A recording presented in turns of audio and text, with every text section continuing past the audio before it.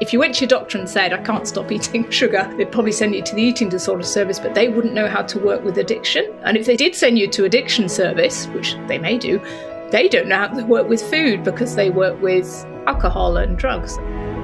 Food Addiction is a podcast that explores the disease of food addiction and presents the solution.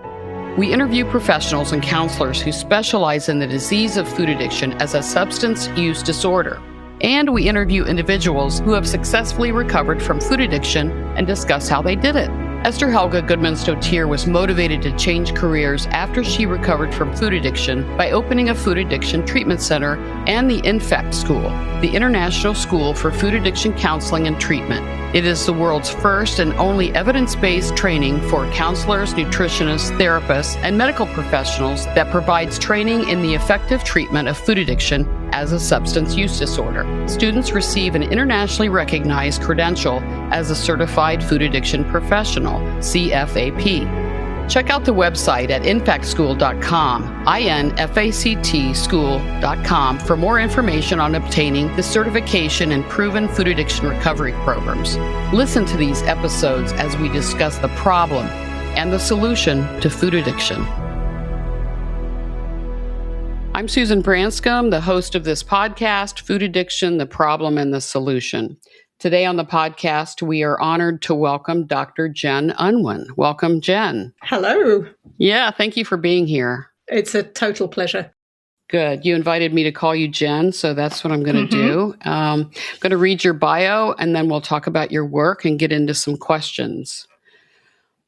Dr. Jen Unwin is a chartered consultant, clinical and health psychologist in the United Kingdom, and is one of the leading voices in the field of food addiction. With over 35 years of clinical experience, primarily within the United Kingdom's National Health Service, NHS, she specializes in the role of hope in chronic health conditions and how cultivating hope can enhance well-being and support lasting behavior change. A fellow of the British Psychological Society and past chair of the UK Association for Solution-Focused Practice and recipient of the British Psychological Society's Karen Ehlert Lifetime Achievement Award in Clinical Health Psychology, Dr. Unwin has devoted her career to improving outcomes in long-term illness. Her focus is food addiction and identifying effective treatments for those struggling with sugar, grains, and ultra-processed foods. Alongside her husband, general practitioner Dr. David Unwin, she has helped pioneer drug-free type 2 diabetes remission through sustainable dietary change, running primary care group programs that have supported well over 150 patients and influenced many more through education initiatives. She co-founded Food Addiction Solutions and co-authored one of the first treatment studies in food addiction and helped coordinate an international expert consensus on the condition. Featured in the BBC documentary The Truth About Carbs, viewed by 3.7 million people, she is also the author of Fork in the Road, A Hopeful Guide to Food Freedom, and advocating diets free from sugar, grains, and ultra-processed foods to support both mental and physical health. So you have had quite a career. Wow. Welcome again. We've had some fun. Yeah. We've had some fun. Yeah.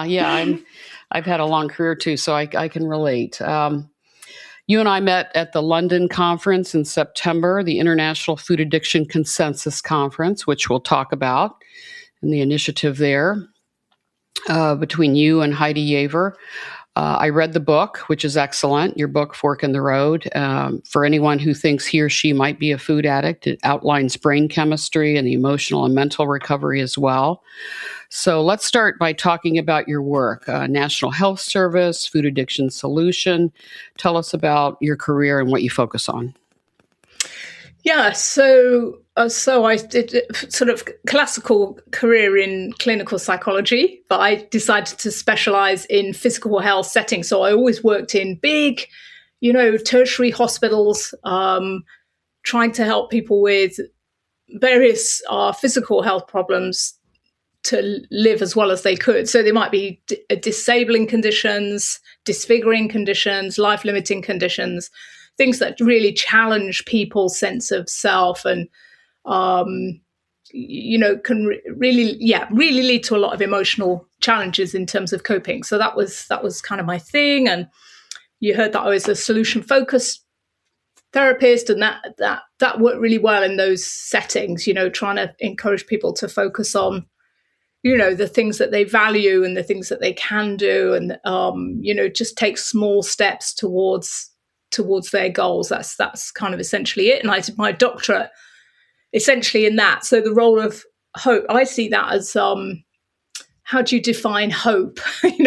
Hope is somebody who has a sense of a preferred future and has a sense that they can get there through their own actions. To me, that's like hope embodied. So how can we, as therapists, help people to be more in that position? So that was my doctorate, was about that. But in the background, I'm a food addict, it turns out. I had a lifetime history of yo-yo dieting, struggles with overeating, binge eating, undereating. I was never diagnosed as being anorexic, but there were certainly periods in my life when you would have said I could have been. I could have been diagnosed as anorexic. And I was getting towards the end of my career when I heard about Bitten Johnson. I saw her on the Diet Doctor website in a video talking about sugar addiction. And I just thought, well, blow me down. That's me. And I'm a psychologist and I never saw it. And I've worked with other people with other addictions. I still never saw it in myself. But there we are. The scales fell from my eyes. So then I decided to devote myself entirely to this field. And I retired from the NHS. So I don't work in the NHS anymore. I retired at 55 and I'm 62 this year. So it's nearly 7 years ago. 7 years ago. Focusing on this work with Heidi and all of you lovely people internationally. Yeah. And seeing, how far we can get basically, because it's something that's changed my life. And, I know how many people are suffering and are in that same position as me of not understanding what's going on for them, who are still blaming themselves, where really they mustn't. That's never going to help any of us. So that's how I got to where I am today. Yeah. So blaming themselves, what we know is that our brains change when we ingest. Often addicts ingest sugar, ultra-processed foods, those kind of things that it sets off a dopamine response, right? And so we want more. That's what I blame myself for all those years, and it sounds like you did too, and others do. That's my purpose here is to make sure people understand it's not your fault, right? Say more about that. Not your fault. Yeah, not your fault. And there was always this sense of more, wasn't there? Needing more. It was never enough. But that is really the defining thing about addiction, is that it's never enough. But that's because of the substance, not because of any lack of willpower or moral failing. And we often would say, Heidi and I have done together, obviously the intervention study, but also weekends where we take people away and immerse them in all of this stuff and all the good food, and literally people in tears. When we say it's not your fault, people bursting into tears, because nobody's ever said that. It's always been about, why can't you just have a little bit? Why can't you be a normal person, right? and moderate what you eat? And we're not normal in that way. And actually, that what Bitten loves to say, isn't that something to celebrate? That we've got these special brains that, yes, they get us into trouble with food and maybe other substances, because they often go together, but also we've got these fantastic lively brains, and we just need to feed them right, nurture them right, look after them right, and then we get to achieve all these why were we put here on earth with our special brains, and we need to work that out. And So you take the food out of your life as a priority, and then you can go on and do things that you're meant to do and not have to focus on food and weight all the time. But talk about the substance use part, and we'll talk about your work with the WHO and the ICD. But some people don't understand that already in the APA, American Psychiatric Association's DSM, the manual for diseases, anorexia, bulimia, binge eating disorder are in there as behavioral addictions. What the movement is, and talk about food, ultra-processed foods specifically, like alcohol and drugs, is another substance. And so that's what the effort is. Talk about food as a substance use disorder. Yeah, so that's the effort, is to get the condition recognized, because exactly as you say, there is no diagnosis of food addiction, or we can talk about what we should call it, because that's what the consensus was all about. Really, that exercise was, what can clinicians, academics, researchers, people working in this space, maybe even people in the public who are suffering from this condition, what could we all agree about what to call it? Because I think there's the fact that there's a confusion doesn't help our case. So some people say sugar addiction, some people say carb addiction, some people say food addiction, some people say ultra-processed food addiction. So there's all of that going on in the space. So when we got our 40 experts together, what they were, 38 of the 40 were able, and I know one person has changed their mind since then, so it would have been 39 out of 40. Agreed was that for various reasons, it would be good to use the term ultra-processed food use disorder. Because that's where the most research is, that's where the most evidence is about the harms of those foods and the effects that those foods, as you've already alluded to, has on the brain and the body. But also it points the finger where the finger needs pointing, which is at the substance which is causing the problem, not as you say. Mm-hmm. Food addiction could be seen as a sort of behavioral disorder, couldn't it? And a lot of people believe it to be so. They believe it to be so. And I think, of course, all addictions are, to some extent, both. They're behavioral and substance. So alcohol, nicotine, we all get in habits around those, or, we're cued by certain things to do with those, or there's social factors to do with it. So, of course, all addictions are behavioral to some extent. Yes, you've got sort of gambling on the one end, which is purely behavioral, but of course has these effects in the brain, the same effects that you've already mentioned. Lights it up. You've got things like cocaine and heroin at the other end that are very substance related.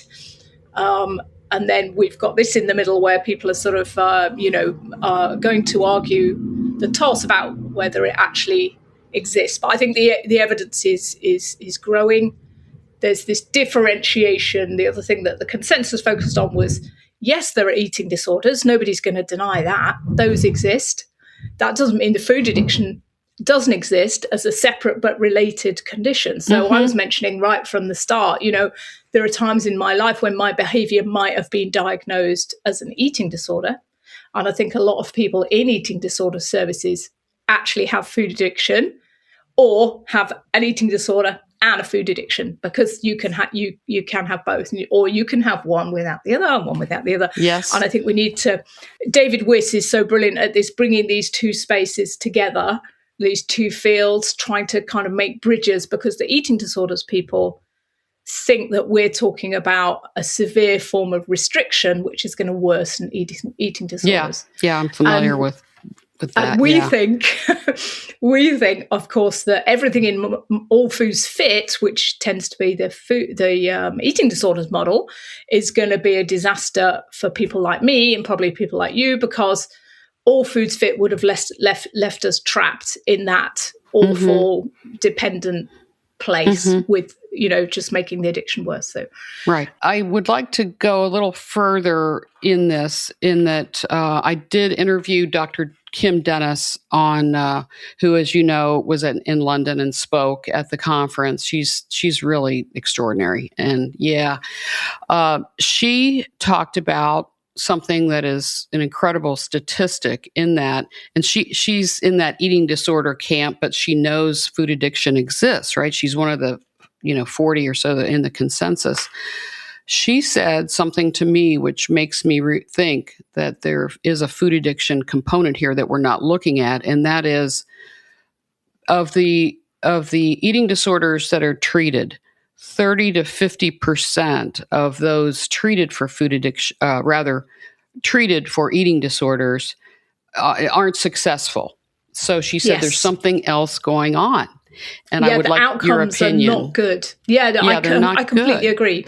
When you look at the outcomes, you're thinking, for a psychosocial treatment model, which is usually what you get with eating disorders, you'd expect slightly better out. I mean, no treatment intervention is universally effective, but it's not very effective, their treatment, and there's a lot of relapse as well. So I completely think there's a component missing. And if you look at the prevalence data using the Yale Food Addiction Scale, which is Ashley Gearhart's scale, which everyone uses in research, and thank goodness, because there's thousands of papers now.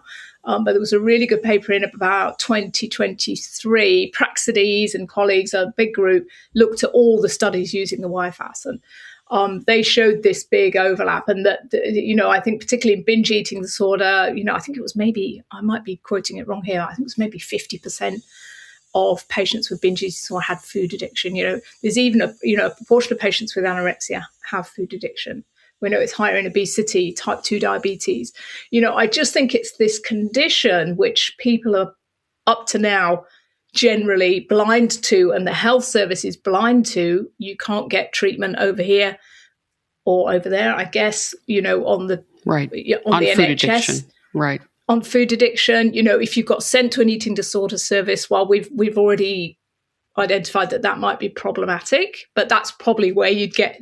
If you went to your doctor and said, I can't stop eating sugar, they'd probably send you to the eating disorder service, but they wouldn't know how to work with addiction. And if they did send you to addiction service, which they may do, they don't know how to work with food because they work with alcohol and drugs. Yeah. So there's a big gap in and that's another, real campaigning point is that people aren't getting the treatment they need. Right. And that's where I wonder what you would say about this barrier between the eating disorder camp that's saying food addiction, no, all foods fit. If you start talking about food addiction, we can't treat the eating disorder. There's a real, what I would say is a closed-mindedness and a resistance completely to food addiction as a real substance use disorder and focusing on the eating disorder. And until I think the two come together, we're not going to make the progress we need to. I'd love to hear what you say about that.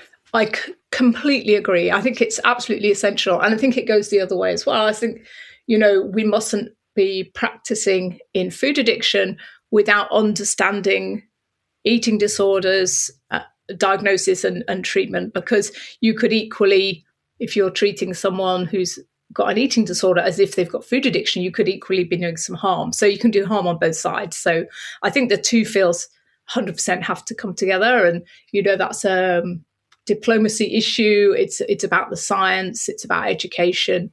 I think it will come. And there's definitely, there are people like Kim, people like David Wiss, other people, Timothy Brewerton. There's lots of people now who are straddling the two fields in terms of, clinics, but also in terms of research. So I think it's going to come. And we've submitted a paper. I've got another colleague in the UK called Ellen Bennett, and she gathered some data on binge eating symptoms as part of her food addiction treatment study. And binge eating symptoms improve. So the big criticism from the eating disorders guys has been you're going to make eating disorders worse, particularly binge eating symptoms. Well, now we've got a couple of papers, we've got data which show that actually binge eating symptoms improve. So I think what we do is we take every argument that's made against the existence of food addiction, we do some research, and we, you rebut it with data. Is exactly what David and I had to do when we started doing the work with the patients with type 2 diabetes. It's exactly the same. You just need to keep getting the data and keep pushing it out there. Yeah, the science will speak for itself, I think. The science will speak. Yeah, it's necessary but not sufficient, if you like, the science. So you need the science, but then you also need the campaigning side. Yes. And I think the public, I think this is the kind of thing that the public are increasingly getting behind. Certainly in the UK, there's been a real wind change around ultra-processed foods. A couple of campaigners over here, Chris Van Tulleken's one, who's written a fantastic book called Ultra-Processed People. They're well-known people in the media, and I think the public is really now checking labels, trying to buy real whole foods. And of course, in the States, yes, it's really taking off now. It is, yeah. We have a HHS, Bobby Kennedy, Bobby Kennedy Jr. Going after this and really focusing on it. So we're changing the food pyramid and all of that. So there is a focus on this in a way that we're seeing a sea change. So it's happening. But I'd love to know more. It seems like the perfect combination for a food addiction recovery program for you as a psychologist and David as a GP. So there you go. You've got the physical, effects of food addiction, and then the psychological. So talk about how you work together. And I know from one of the podcasts I listened to, you really like groups and how good groups are. So talk about your work there and what you've seen. Yeah, I love groups. So this started about 13 years ago. It actually started before I realized that I was a food addict. But what I had found at that time was I read a book and it was called Escape the Diet Trap. And I thought, oh, that's me. I need to read this book. So I read this book. It was by a British GP called Dr. John Briffer. I think it's still in print. And really that was all about reducing refined carbohydrates and sugar in the diet, because that drops insulin. And if you drop insulin, you go into fat burning mode. The brain loves it because you're burning ketones. And you're losing weight because you're not fat burning, and you're less hungry because insulin is the hormone of hunger, you see. So I'm thinking, wow, this is pure genius. And because I'm a bit of a scientist, I was thinking, right, so I jump in both feet, cold turkey, felt terrible for about 8 days, then felt fantastic. And so Dave and I were thinking about his patients with type 2 diabetes and obesity, fatty liver. He'd just seen those conditions, grow and grow in people. The numbers of people, younger and younger people coming through with diabetes and obesity that he never saw because he's older than me, so he's an old GP. He'd never seen that when he was the oldest patient with type 2 diabetes would be 65. The youngest would be 65, I'm sorry. And now he's got patients in their 20s. I think he had one teenager who had type 2 diabetes diagnosed. So this was really upsetting for him because he is a very sort of caring doctor. So we decided to do a project where we help people with type 2 diabetes to do exactly that, to reduce the refined carbohydrates and sugars in their diet. So those are the foods that are going to be raising your blood sugar. So that makes perfect sense physiologically. But also, as it turns out, as we know now, those are the foods that drive hunger, that drive overeating, they're lighting up the brain with the dopamine. So, and we know that there's this overlap, that if you've got food addiction, you're 7 times more likely to be type 2 diabetic. So, there's big overlap between type 2 diabetes and food addiction. Yeah. So we started, because I've always been a fan of groups. I've always run groups as part of my practice because I think people with long-term conditions can get isolated. We've already said they feel ashamed. They maybe don't feel supported, not got the right information. And groups are perfect for all of that because they see other people just like them with exactly the same problem, who are trying to, get somewhere better. It's this kind of hopeful, we're trying to improve our health.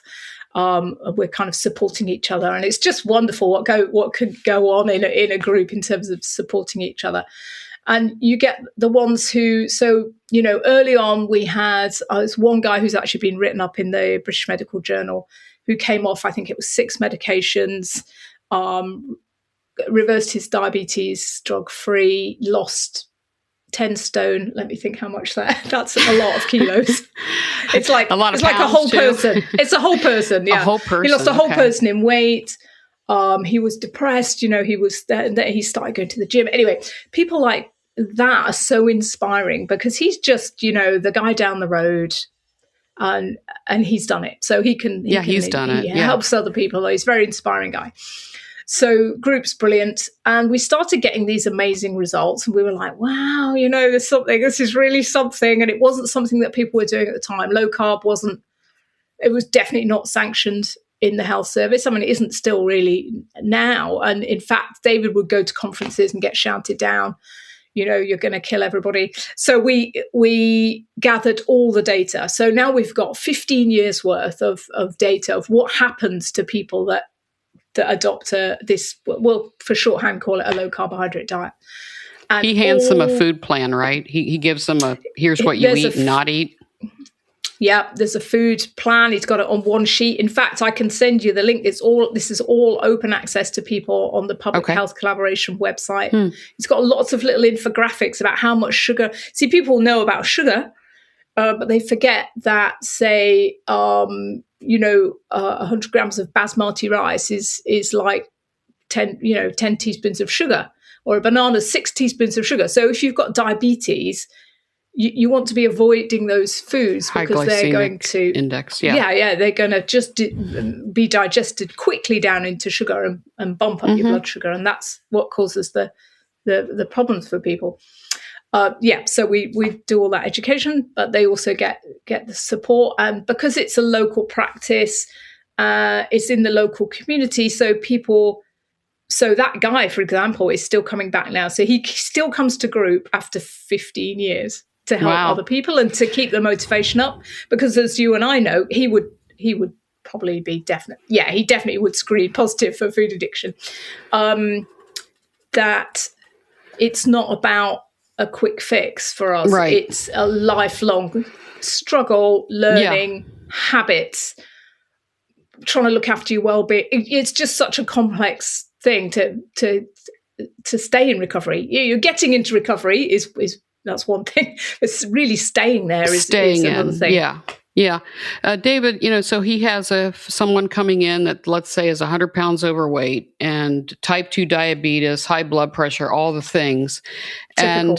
And then so he gives them a food plan and says, okay, you need to talk to my wife and well, so much. He would, I've trained him really to be able to do most of it now. Okay. So I don't see I just occasionally will see his individual patients if there's a real complex addiction problem, but I tend not to. He can do it himself. So he'll talk to them about,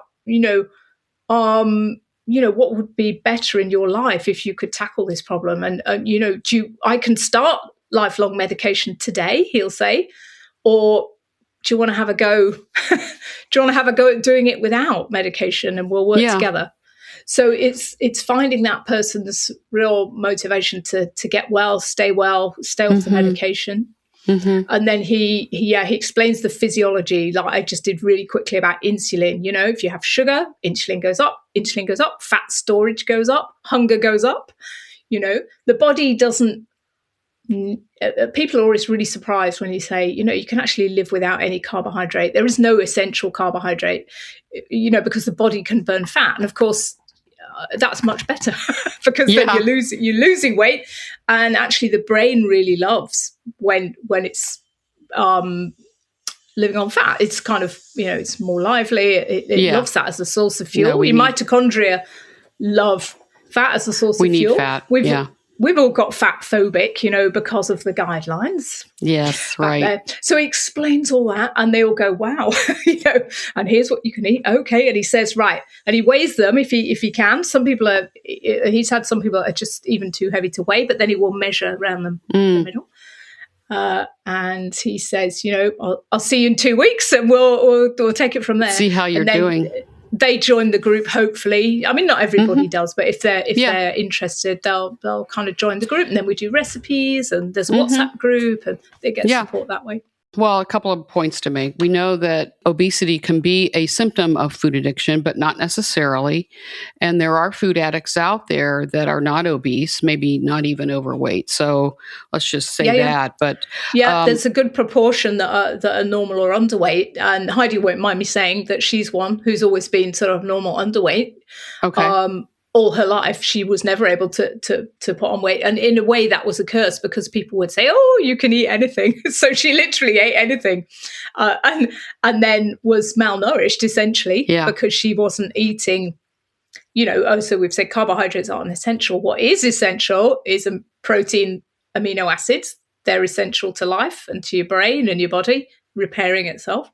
And essential fatty acids, which we need, again, for the brain, for your hormones, all of these things. So what can happen when people are food addicted is they don't eat those things because they'd rather be eating their drug foods. And you have a malnourishment problem as well. People's brains are not only addicted, but they're malnourished and are trying to kind of signal by still, pushing you to eat is that, they're trying to get some vitamins, fatty acids and amino acids. And that part of the foundation of recovery, as you've already said, is to be eating the right foods that heal your body and brain so that you're not missing those macro and micronutrients in your diet, because we're trying to replace blood cells and bone and brain cells, and all of those things are turning over all the time. You can't build, we often joke, well, you can't build a human body out of porridge oats and bananas.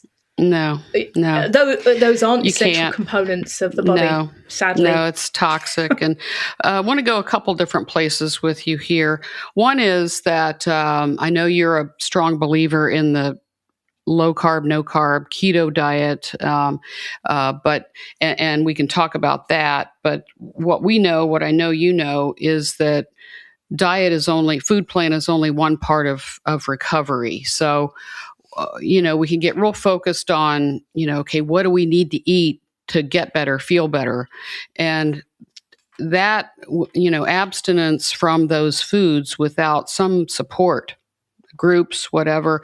I'm in a 12-step recovery group.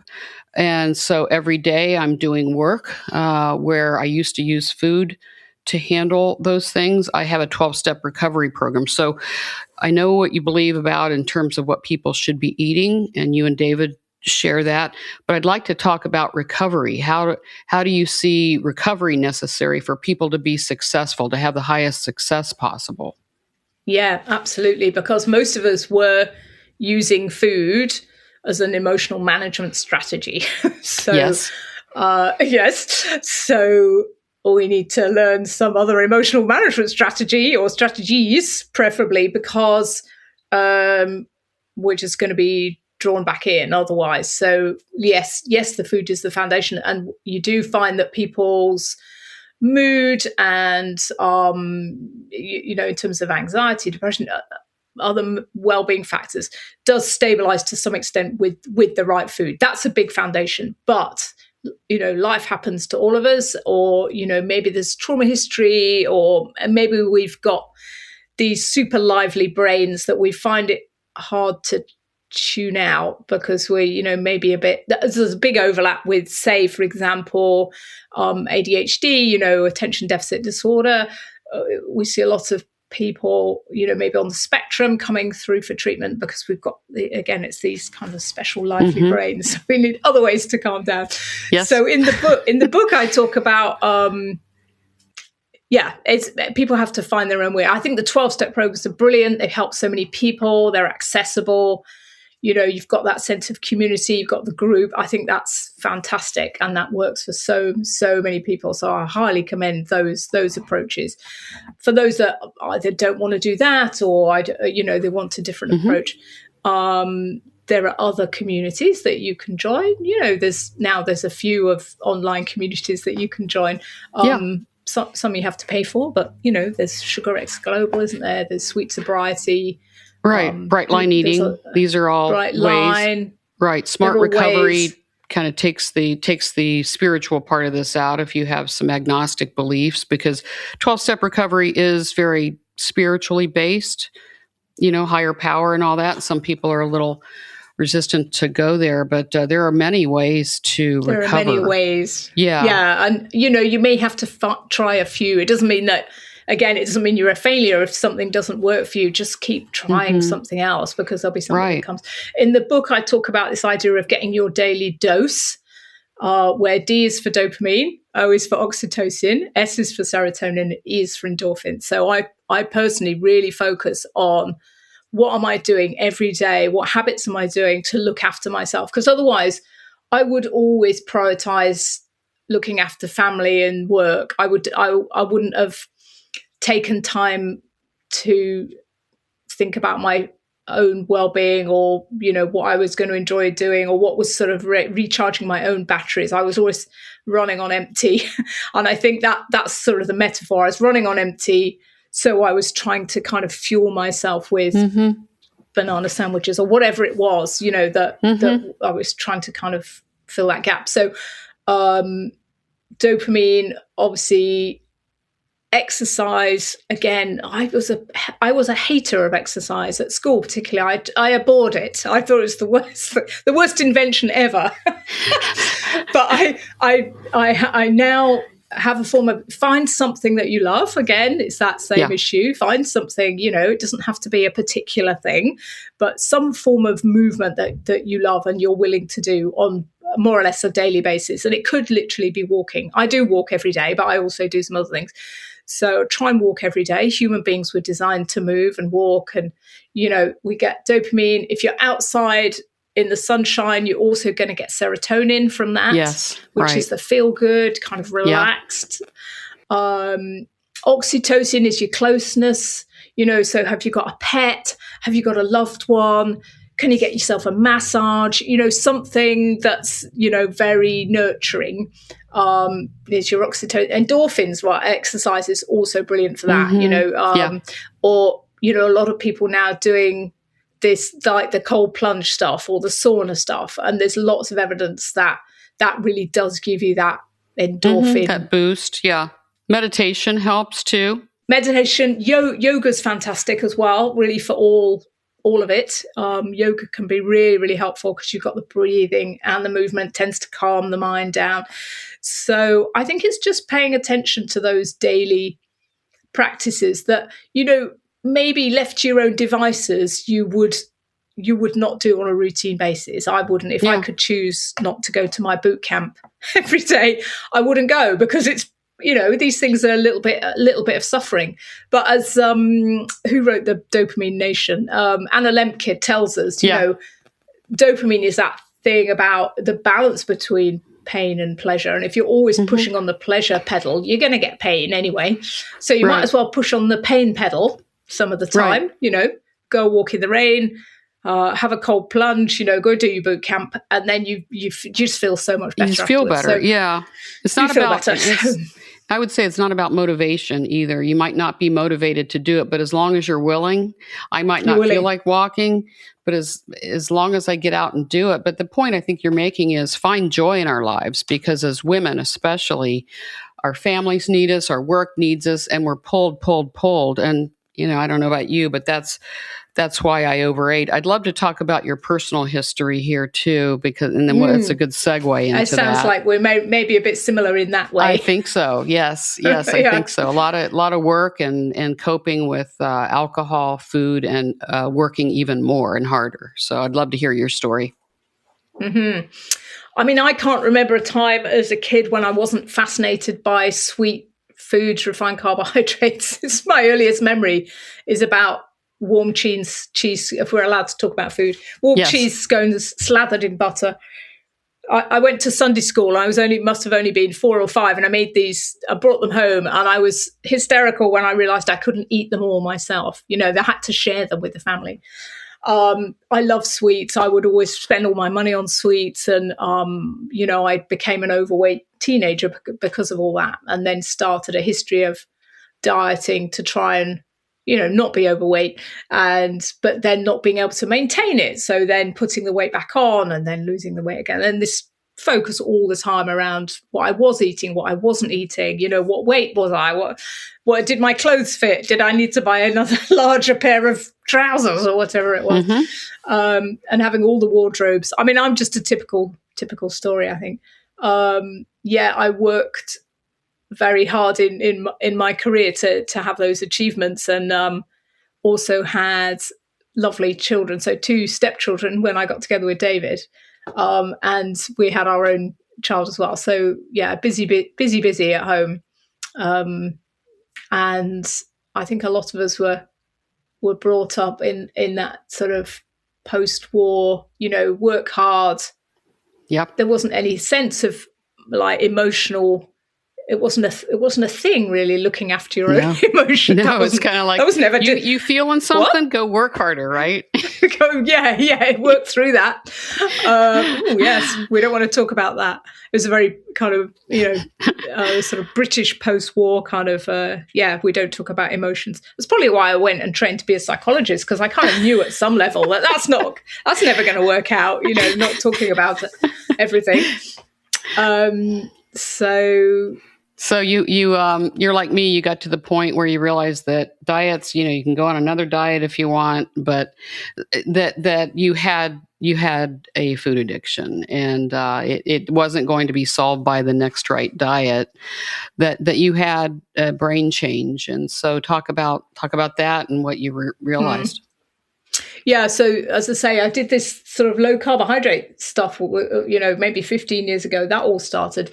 But then it soon became clear, even though when I was kind of following that right, I did feel really well. But like any food addict, you can just mess with any food plan. So I would start making the old keto treats with sweeteners, and these like keto cakes and keto breads, and I would just try and recreate all the old drug foods in keto form. And it was then when I was listening to Bitten Johnson that I just went, oh yeah, okay, of course. Yeah. So now my foundation food plan is very, very clean. No sweeteners. I actually can't deal with dairy either, or nuts. So I have to leave those to one side as well. So I personally have had to actually get, really to a place of peace with my food. It's really what other people would see as very restricted, but it's very liberating, because then I know what I'm having. I have it. I get on with my day. I don't have to think. I don't have to make millions of decisions. I don't have cravings. It's great if I'm really. And then, of course, as you said, on top of that, I had to build all the other stuff around regular exercise, a kind of a yoga practice, a kind of, what else am I doing with my life? What's important beyond the work and the food, particularly beyond the food. And also I've really, really enjoyed finding this mission. I think it's great to have some kind of juicy goal, which I may not achieve before I die, but I'm working. I'm praying for it. I'm praying. We're going to get there. It gets me out of bed in the morning. I think we will. I think we will. I think a few years ago, I didn't think we would, but actually I would say in the last 2 years, I think I'm optimistic that we'll. So my big hairy goal is getting the condition recognized as a substance use disorder. Right. And having treatment available to people. Yeah. I think we're going to get there. What would you say about, I'd like you to talk about the withdrawal, because I heard you talk about that on a podcast, which I went through it too, where my resting heart rate was 90. Today it's like 60. My body was just throbbing with, 200 pounds and just, toxic. So when I started eating, food is medicine, I started eating the foods my body needed. My body just, but I was craving. And that's part of the screening of YFAS, Yale Food Addiction Scale, and Craved, those addiction responses, which is one of them is withdrawal, cravings, and, negative consequences. You still do it kind of thing. So talk about the withdrawal and how long that lasts, and then how you feel after it's over. Yeah.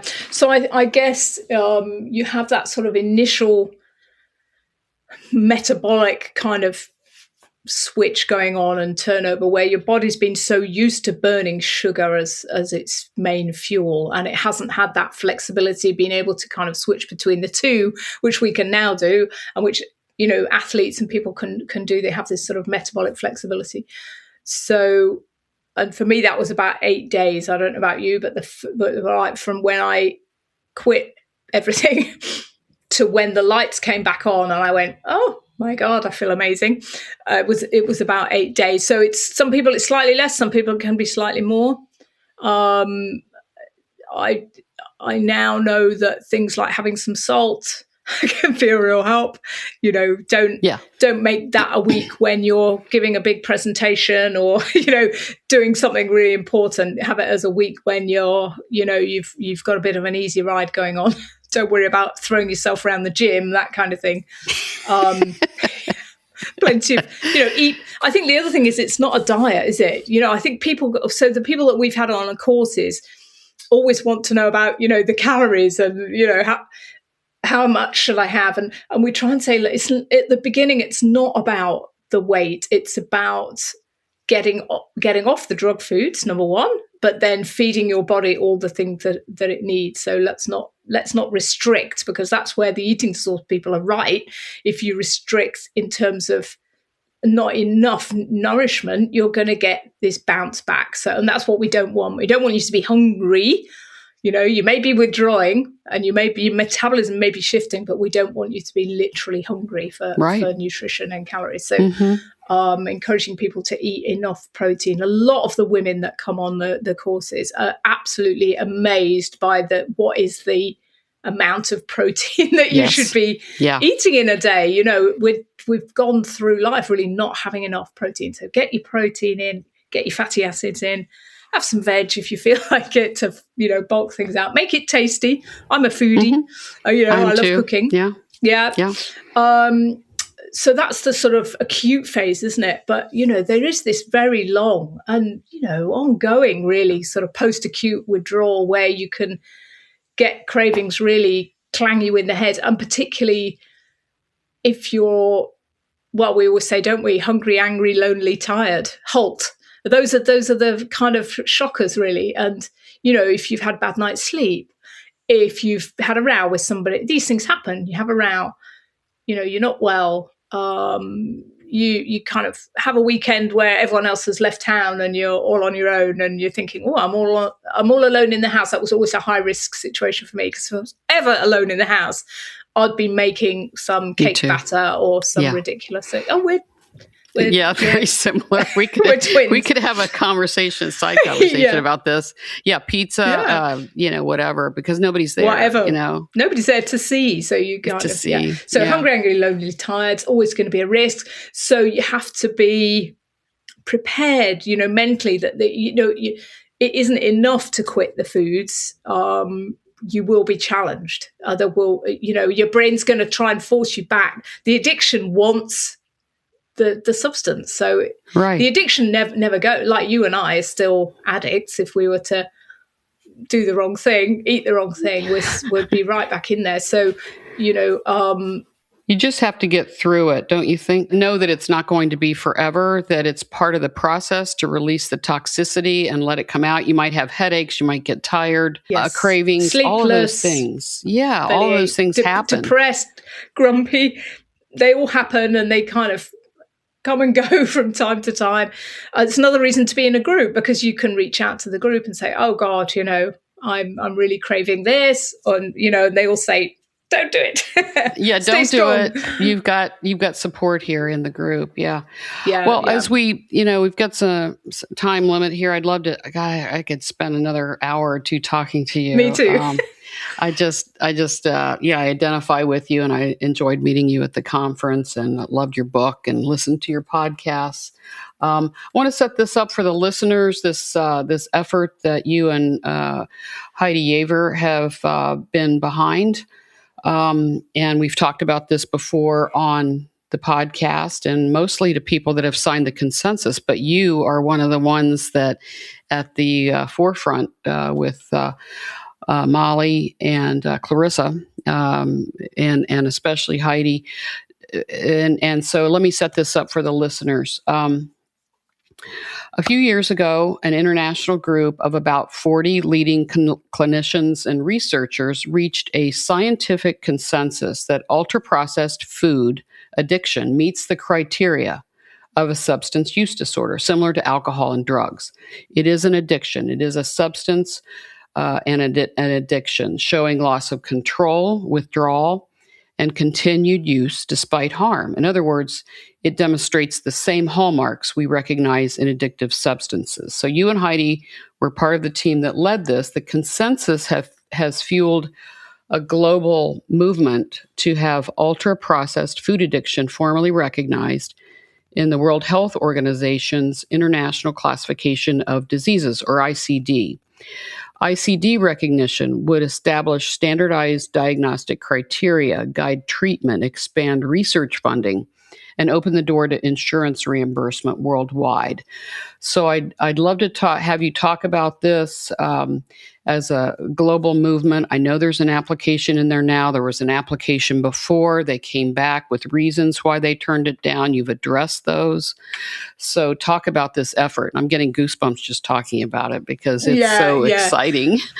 Yeah. And we must totally acknowledge Heidi, who tends not to do podcasts, and so she's just a workhorse in the background. So again, actually, Bitten Johnson's is part of this story because the Food Addiction Institute had always had it as one of their goals, obviously, to try and get this recognised in either the DSM or the ICD, and it's not her thing. Doing that kind of thing wasn't her thing. So when Heidi and I both trained, we both did Bitten's professional training, and Heidi said, "Oh, that's my kind of thing. I'll crack on with that." So she literally found out how it is that you apply to the WHO. How you put together an application and what goes on. So in 2021, we pulled that together. Myself and Zippy were Liv and they were really part of trying to get all the academic papers in order, and submitting those. And we put in the submission, and what happens is there's a platform where people can go in and agree with it. They can make comments. They can lend their support. So lots of people did that. So that was really good. We waited, several months, and then we got this response which said, no, we're not going to recognise it because there's a lack of consensus. Number one, so obviously that was why we went off and did the consensus.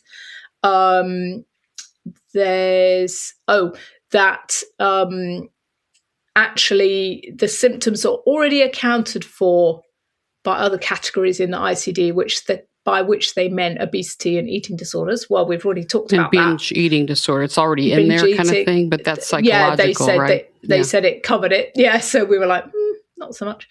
I'm trying to remember what the third point of rejection There wasn't a consensus, right? There wasn't a consensus, yeah. Yeah. And then the last one was, it would be confusing.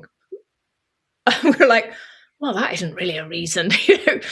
It's not a reason not to. If something's right and it exists, even if it's going to confuse people, it should be in there and it should be explained to people. Anyway, so we took all of that as a blueprint for what we needed to get on with, basically. And so, as you say, we did the consensus exercise, and there was a high degree of consensus. We got people on board like Timothy Bruton, like Kim, like David Wist, to talk about the fact that actually food addiction and eating disorders they may overlap and people may have both, but they aren't the same. They're sort of distinct conditions. And we obviously said, well, it being confusing isn't a good reason to reject it. So the application went back in. last summer, I think it was. And we're still waiting to hear, but people can still go in the system. They still can, right? They still can go in. We'll put that link in the comments. And they can still go in and they can tick that they agree with the various things that we say, or the application overall. And they can also, there's a section where you can say, I'm a sufferer, or, I'm a clinician, and I support it because of this, that, and the other. And you just don't know where it is in the process or what their deliberations. You don't get any feedback until you actually hear something. So we're just waiting.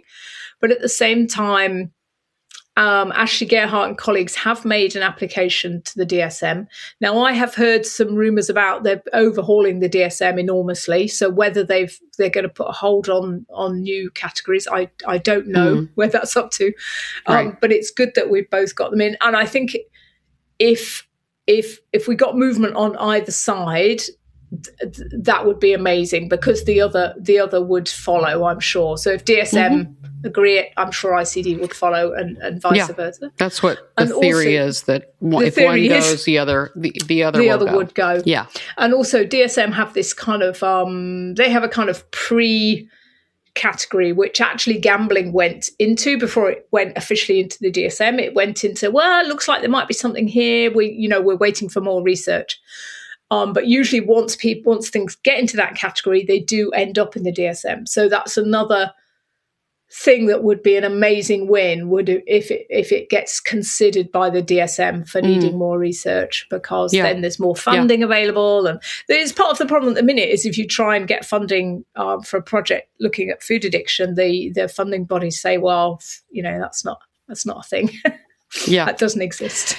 So it's exciting, and I think a lot will change. If it's in there, then you've got a classification. You can put food addiction, in and treat it. One thing I did want to point out is Dr. Adrian Sotomoda talked at the conference, and he did a scientific study around binge eating disorder as compared to food addiction.